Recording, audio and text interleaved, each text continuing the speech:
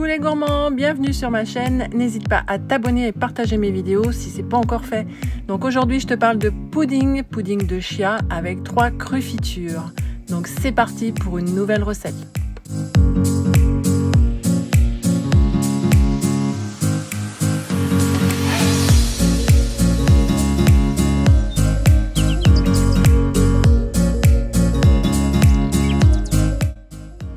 Pour faire cette recette, tu vas réaliser donc un lait d'amande. Un lait d'amande, c'est tout simple. Tu mets 80 g d'amandes que tu vas tremper toute la nuit, que tu vas rincer. Tu vas mettre 250 g d'eau. Donc tu vas mettre tout ça dans le blender. Tu vas mixer pour obtenir un lait. Une fois que tu as obtenu ce lait, tu vas le mettre dans un filtre à lait et tu vas récupérer uniquement le lait. Dans ce lait, tu vas pouvoir ajouter 3 cuillères à soupe de graines de chia que tu vas mélanger. Elles vont gonfler naturellement.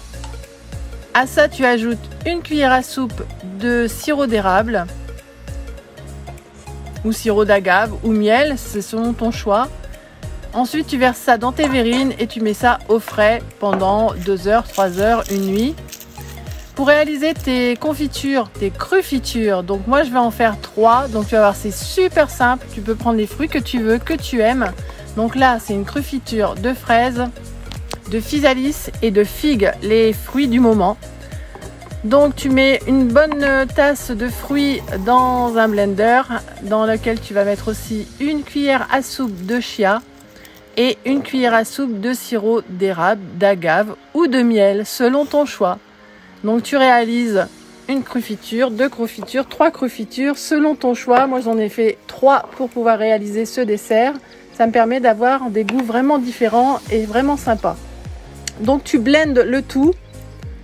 C'est super facile et tu mets ça dans des petits récipients. Soit tu réserves au frais, soit tu vas utiliser directement pour faire tes desserts. Tu sors tes graines de chia du frais et puis tu vas venir déposer tes crufitures tout simplement par-dessus tes graines de chia qui ont un peu pris, mais comme tu peux voir en fait ça reste moelleux. Ensuite tu vas venir déposer des petites décos selon ton choix. Donc là moi j'ai pris des fruits découpés, un petit peu de menthe par dessus et voilà. Si tu aimes cette recette, n'hésite pas à t'abonner et à partager. Ciao ciao.